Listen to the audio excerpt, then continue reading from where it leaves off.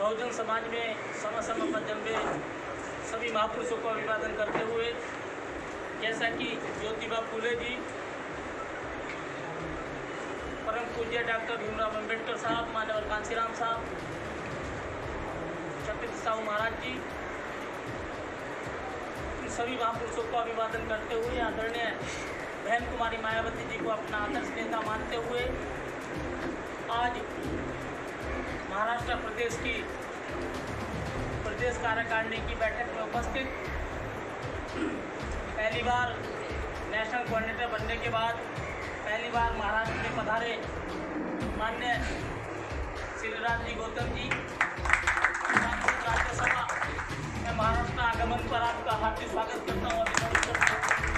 छोटे भाई भी हैं और काफ़ी संघर्षशील हैं, कई प्रदेशों के प्रभारी भी हैं, और बहन जी ने हमारी तरह इनमें भी आस्था रखते हुए इनको नेशनल कोऑर्डिनेटर बनाया और इनका दौरा शुरू किया और हमारे महाराष्ट्र में पहुंचे हैं। पहले दौरे के साथ में पूरे महाराष्ट्र की तरफ से सभी ने आपने स्वागत किया, मैं भी स्वागत करता हूं। हमारे दूसरे साथी महाराष्ट्र के प्रभारी प्रमोद रैना जी, महाराष्ट्र प्रदेश के अध्यक्ष संदीप ताजने जी, सभी प्रदेश के हमारे महासचिव, सचिव, सभी जिलाध्यक्ष, सभी सम्मानित साथी, अभी मेरे से पूर्व हमारे सम्मानित साथियों ने अपने विचार व्यक्त किए, आपको बताया हमारे सभी प्रदेश के महासचिवों ने कि किन परिस्थितियों में हमने महाराष्ट्र के अंदर पार्टी को पुनः स्थापित किया है, जो कि पिछले लोकसभा के चुनाव के बाद में जो यहाँ का वातावरण किस प्रकार था सबको पता है। उससे उभरने के लिए आप सबने बहुत मेहनत की, लगभग 50-60% नए चेहरे दिखाई दे रहे हैं, पुराने साथी भी हैं, तो हमने पुराने साथियों को भी एडजस्ट किया, पुराने साथियों के साथ साथ नए साथियों को बड़े पैमाने पर बहन जी के दिशा निर्देश अनुसार कि हमें 50% यूथ को भी आगे बढ़ाना है, उस ओर भी ध्यान दिया और स्थिति को संभाला। जैसे ही पूरे जिले के दौरे किए, जिला कमेटी पूरी बन भी नहीं पाई थी, लॉकडाउन शुरू हो गया, कोरोना काल शुरू हुआ और कोविड-19 जो है पूरे देश में सबसे ज़्यादा महाराष्ट्र में प्रभावित हुआ इससे लोग, क्योंकि सबसे बड़े पैमाने पर महाराष्ट्र के अंदर कोरोना से उनकी मृत्यु हुई। पूरे महाराष्ट्र में लोग परेशान हुए और पूरे महाराष्ट्र में पूरे देश से आए हुए प्रवासी मजदूर यहाँ पर थे, जो अपने अपने प्रदेशों को गए। तो यहाँ पर कई जिलों के अंदर जो हमारे उत्तर प्रदेश के, बिहार के, इधर उधर के लोग फंसे थे, हमने सिर्फ फ़ोन करके ही बताया, क्योंकि आ तो नहीं सकते थे। हमको जब फ़ोन किया कि हम लातूर में फंसे हैं, कोई उस्मानाबाद में है, कोई पुणे में है, कोई सोलापुर में, कोई नागपुर में, हमको फ़ोन कर रहे थे हमारे साइड के लोग। तो हमने जब आप लोगों को फ़ोन किया तो आप लोगों ने उनकी मदद की, उनको खाना भी दिया, उनका इलाज भी किया, उनको भेजने की भी व्यवस्था में आप लोगों ने बहुत मेहनत की। तो उसके लिए मैं पहले भी बधाई दे चुका हूँ, फिर बधाई दे रहा हूँ। दूसरा, उसके बाद कोरोना के बाद में फिर हम लगे हैं। बहन जी का जन्मदिन आया, बहन जी के जन्मदिन पर आपने विषम परिस्थितियों में लक्ष्य तो हम पूरा नहीं कर पाए, फिर भी जिसकी जैसी क्षमता थी उसके अनुसार आप लोगों ने पार्टी के अंदर कंट्रीब्यूशन दिया बहन जी के जन्मदिन पर, उसके लिए मैं धन्यवाद अदा करता हूँ आपको। इसके साथ साथ सम्मानित साथियों, कुछ पुराने लोग जो आपस में ध्रुव विरोधी थे, ताजने को आउट करने के लिए और हमारे पार्टी के उच्च पदाधिकारियों को बदनाम करने के लिए, आउट करने के लिए वो एक हो गए। आपस में बहुत गहरी दुश्मनी, बोलचाल नहीं कई सालों से, पर मूवमेंट को कमजोर करने के लिए वो इकट्ठा हुए और वो भी धराशायी हो गए आप लोगों के बल पर, क्योंकि आप सब लोगों ने पूरे आज पूरे प्रदेश की टीम है, जितने भी हमारे जिले के अध्यक्ष हैं, जो हमारे प्रदेश की पूरी कार्यकारिणी है, सब ने मिलकर जो मेहनत की है। और अभी जो पंचायत सदस्यों का चुनाव हुआ उसमें आपने बड़ी सफलता प्राप्त की पहली बार साथियों। और अभी 3-4 महानगर पालिकाओं में चुनाव है, वहाँ भी प्रयास किया जाएगा आप लोगों के माध्यम से कि खाता खुले, वहाँ भी हमारे जीत करके आए। और हमारा भंडारा और गोंदिया में जेडपी का चुनाव है सदस्य का, वहाँ पर भी हम प्रयास करेंगे और पूरी ताकत लगाएंगे कि हमारे वहाँ ज़्यादा से ज़्यादा जिला पंचायत सदस्य जीत कर आए, जिससे कि बैलेंस ऑफ पावर बने। और उधर हमारा औरंगाबाद में हमारा महानगर पालिका का चुनाव है, जहाँ हमारे बोर्डे जी हैं और महेंद्र सोनोने जी हैं, इधर खड़े होंगे। ये हैं, काफ़ी मेहनत कर रहे हैं इन्होंने, बहुत बड़ी मेहनत कर मीटिंग कराई सोनोने जी ने, बोर्डे जी ने मिल करके, और औरंगाबाद में एक माहौल पैदा किया है। जबकि वहाँ स्थिति बहुत खराब थी जब हम गए थे वहाँ पर शुरू में, तो कोई पूछने वाला नहीं था। किंतु पंडित बोर्डे ने और अब सोनोने जी ने, ये खुद पार्षद भी हैं इस समय, तो इन्होंने मिलकर बहुत मेहनत की है। और हमें पूरा भरोसा कि औरंगाबाद के सभी साथियों की मेहनत से वहाँ पर हमारे पार्षद जीत कराएंगे ज़्यादा तादाद। तो इस तरीके से साथियों सबकी मेहनत है। ये राम जी गौतम जी इधर आए हैं, पहली बार महाराष्ट्र में आए हैं, और आने के बाद सबसे पहले देखिए जो मिशन से जुड़े हुए हैं, तो सबसे पहले चैत्य भूमि गए। उन्होंने कहा था कि चैत्य भूमि जाऊँगा, तो एयरपोर्ट से उतरकर पहले चैत्य भूमि दर्शन करके आए। मैं तो बहुत बार वहाँ जा चुका हूँ। तो सम्मानित साथियों, मैं आपको बताना चाहता हूँ कि अभी रैना जी भी बता रहे थे, हमारे ताजने जी भी बता रहे थे कि वर्तमान परिस्थिति चल रही है पूरे देश की, बहुत नाजुक है।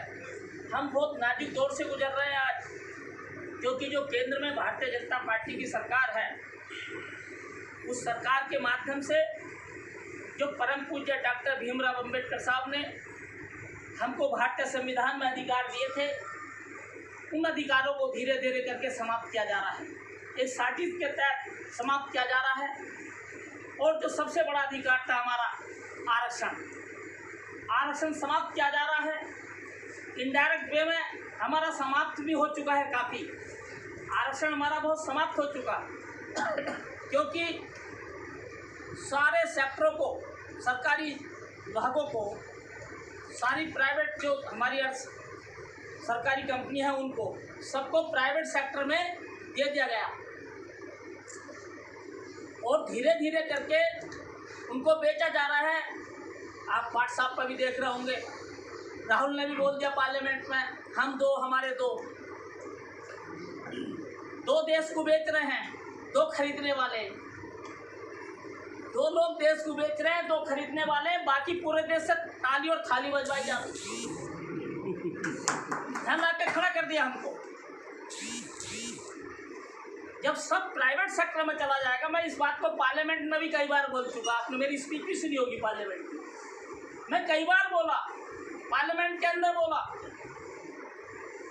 हमारी नेता ने भी प्रधानमंत्री से जवाब पूछा, जब बहन जी राज्यसभा में थी, नरेंद्र मोदी जी से, कि आप सारे सरकारी विभागों को प्राइवेट सेक्टर में दे रहे हैं, पर मैं आपसे पूछना चाहती हूँ कि जैसे परम पूज्य डॉक्टर भीमराव अंबेडकर साहब ने भारतीय संविधान बनाते समय आरक्षण की व्यवस्था की थी, क्या आप भी प्राइवेट सेक्टर में देते समय आरक्षण की व्यवस्था करेंगे?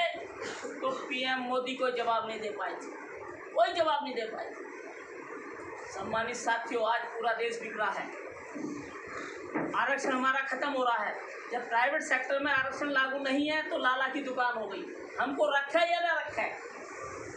जो आज पगार एक इंजीनियर 80,000 रुपये पाता है, 1 लाख रुपए पाता है, आउटसोर्सिंग पर रखे जा रहे हैं पूरे देश में लोग। आपके मुंबई महानगर पालिका में कम से कम कई हजार कर्मचारी आउटसोर्सिंग पर हैं। पूरे देश की महानगर पालिकाओं में, नगर परिषदों में आउटसोर्सिंग पर इंजीनियर कर्मचारी काम कर रहे हैं। और एक आदमी को ठेका दे दिया, अडानी को, अंबानी को, वो तो 1 लाख रुपए ले रहा, पर आउटसोर्सिंग पर वो 1 लाख की जगह 40,000 रुपये काम करा दिया। अब जिसको रोटी नहीं मिलेगी, कपड़ा नहीं मिलेगा, तो मजबूरी में करना पड़ेगा योग्य होते हुए भी। तो ऐसी स्थिति ये बीजेपी ने पहुँचा दी है साथी। आज यदि सबसे ज़्यादा घाटे में है तो SC ST OBC माइनॉरिटी है। SC OBC तो बहुत बड़े घाटे में है, क्योंकि हमारा आरक्षण खत्म हो रहा है। आने वाले समय में हमारे बच्चों की नौकरी नहीं लगेंगी, रोजगार हमारे छीने जा रहे हैं, तो क्या होगा। अभी देखिए पिछले सत्र में राज्यसभा और लोकसभा में कृषि के तीनों कानूनों को पास किया गया। उनके विरोध में किसान धरना प्रदर्शन कर रहे हैं। 3 महीने होने जा रहे हैं, 3 महीने होने जा रहे हैं उनको धरना प्रदर्शन करते हुए। हमारी नेता बहन मायावती जी ने भी कई बार स्टेटमेंट दिया कि इस बिल को वापस लेना चाहिए, किसानों की बात को मानना चाहिए, किंतु सरकार कुछ नहीं कर रही है उसमें। आज किसान पूरे देश का परेशान है, मजदूर परेशान हैं। और कल जब मैं इधर आया तो सुना कि परसों पेपर में पढ़ा था मुरादाबाद में मैंने कि महाराष्ट्र में फिर दोबारा से कोरोना पैर पसार रहा है। कल अकेले मुंबई में 5000 केस थे। तो फिर मैं पहले भी बोलता था भी अपने को सुरक्षित रखना, जब मैं कोरोना काल के बाद मीटिंग ली थी। आज फिर मैं कह रहा हूँ कि काम करो आप, पर अपने को बचाते हो करना, थोड़ा ध्यान रखना, अपने बच्चों का ध्यान रखना, काम पूरा करना, क्योंकि कई महानगर पालिकाओं में चुनाव है, तो उसमें भी चुनाव की भी हमें तैयारी करनी है। आप लोगों को अपने अपने वार्डों में कैंडिडेट तैयार करने हैं, क्योंकि होता क्या रहा, कभी 20 कैंडिडेट खड़े हो गए, कभी 15 हो गए, पूरे नहीं होते थे। तो मेरा आप लोगों से निवेदन है कि कैंडिडेट आपको ही तय करने हैं, आपको ही खड़ा करना है, आपको ही लड़ाना है। हम तो भागते दौड़ते आएंगे, कभी इस महानगर पालिका पहुँच के, कभी वहाँ पहुँच के, तो आपको अपने अपने ज़िले में मुस्तैदी से रहना, जहाँ पर चुनाव है, तो बहुत मजबूती के साथ आपको चुनाव लड़ना होगा। और गोंदिया आपको भंडारा और गोंदिया में भी जो ZP का चुनाव है, वहाँ पर भी बहुत पूरी ताकत लगानी होगी आप लोगों को। सम्मानित साथियों, हमारी पार्टी पूरे दमखम के साथ चुनाव लड़ेगी, अकेले चुनाव लड़ेगी, किसी से समझौता नहीं होगा। बहन जी ने हमारे आदेश दिया है, यदि कोई साथी किसी तरह की न्यूज़ देता है तो उस पर आप भरोसा मत करना, क्योंकि हमारी पार्टी का तो कोई वर्कर नहीं, फिर भी कोई फर्जी वर्कर करके इधर उधर की बात करता है तो उस पर कोई भरोसा मत करना, क्योंकि हमारी बहन जी का स्पष्ट आदेश है हमारे लिए। और जो कोई बात होगी तो हमारे माध्यम से होगी, बहन जी के दिशा निर्देश, वो भी बहन जी के दिशा निर्देश पर। तो सम्मानित साथियों, हम लोगों को बड़ी मजबूती के साथ आगे बढ़ना होगा। देश की परिस्थितियाँ जो चल रही हैं आज, उसको आप सब जानते हैं। और मैं आपको ये भी बताना चाहता हूँ कि पूरे देश के अंदर जितनी भी पार्टियां हैं, वो सिर्फ वोट देने का काम करती हैं, मिशन को आगे बढ़ाने का नहीं। साहू फूले अम्बेडकर की विचारधारा को यदि पूरे देश में कोई आगे की तरफ ले जा रहा है, ये मैं पहले भी कई बार बता चुका हूँ, आज भी बता रहा हूँ, यदि साहू फूले अम्बेडकर की विचारधारा को पूरे देश में कोई आगे की तरफ ले जा रहा है, तो एक ही नेता है, एक ही पार्टी है। उस नेता का नाम है बहुजन समाज, उस नेता का नाम है बहन कुमारी मायावती, और पार्टी का नाम है बहुजन समाज। बहन मायावती जी पूरे देश में साहू फूले अम्बेडकर की विचारधारा को आगे की तरफ ले जा रही हैं। बाकी पार्टियां बाबा साहब का नाम तो जरूर लेती हैं, किंतु उनकी विचारधारा को आगे नहीं बढ़ाती हैं। और बहन मायावती जी ने करके दिखाया, मान्यवर कांशीराम साहब ने करके दिखाया। मैंने अपने कैडर में 3-3, 4-4 घंटे के कैडर में बहुत कुछ समझाया है आप लोगों को कि मान्यवर कांशीराम साहब ने कैसे पार्टी बनाई और पूरे देश में महापुरुषों की कैसे पहचान बनाई। बहन जी ने 4 बार के शासनकाल में कैसे कैसे महापुरुषों की पहचान बनाई, जिले बनाकर, तमाम चीज़ें मैंने आपको कैडर में बहुत सारी बातें कई बार बताया है, और आप लोग जानते भी हैं साथियों। और जो काम महाराष्ट्र में होना चाहिए था, वो काम उत्तर प्रदेश के लोगों ने करके दिखा दिया। 4 बार सरकार बनाई और साहू फूले अम्बेडकर के मूवमेंट को पूरा करके दिखाया है, और ऐतिहासिक सरकार बना चला कर दिखाई है। सबने लोहा माना है उस बात को, और आप देखते भी होंगे।